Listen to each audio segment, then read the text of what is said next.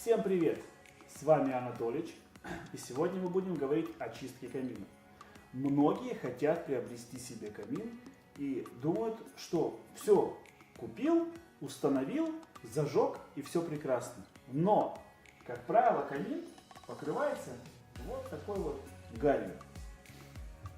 Люди начинают покупать какие-то очень-очень дорогие средства для чистки камина, думая, что это им поможет. Да, конечно, это им поможет, потому что средства действительно для чистки камина, они действительно дорогие. Но есть несколько лайфхаков, как их называют многие люди, для того, чтобы избежать покупки дорогих вещей. Как говорил товарищ Саахов, тот, кто нам мешает, нам и поможет. Будем чистить камин простым, обыкновенным способом, который доступен любому владельцу камина со стеклом. Это простая зола от дров. Итак, нам понадобится ведро с водой, любая нетканная салфетка, намоченная в ванной воде, и обыкновенное бумажное полотенце. Набираем золу в камине влажной салфеткой и просто простыми движениями начинаем золой протирать нагар от березового дегтя на стекле. Где-то он может быть посильнее, а где-то может быть просто так, совсем легкий.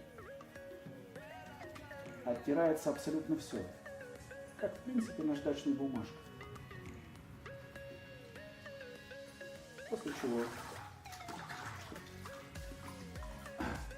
уже почти влажной салфеткой протираем, стираем лишнюю грязь, которая у нас здесь есть, и смотрим те места, где мы с вами не дотерли. Опять берем золу и протираем.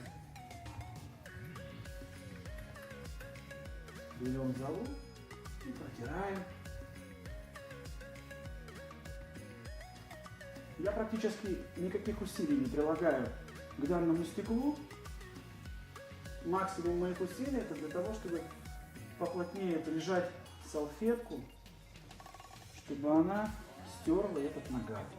Всего-навсего. Все.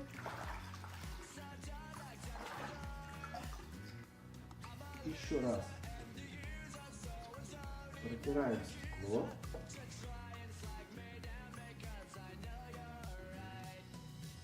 Берем бумажное полотенце, стираем.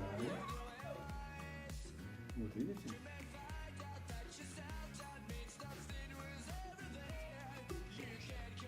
Стекло снова чистое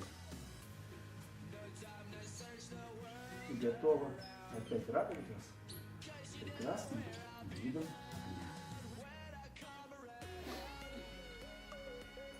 Как вы уже убедились, результат налицо. Вернее, на стеклах. Стекла чистые. Остается почистить камин внутри, положить в него новые дрова, и он будет снова радовать вас своим видом. Если вам понравилось это видео, ставим лайк. Если не понравилось, вы знаете, что делать. Подписывайтесь на мой канал. С вами был Анатолич. Да, мне еще руки нужно помыть. Всем пока.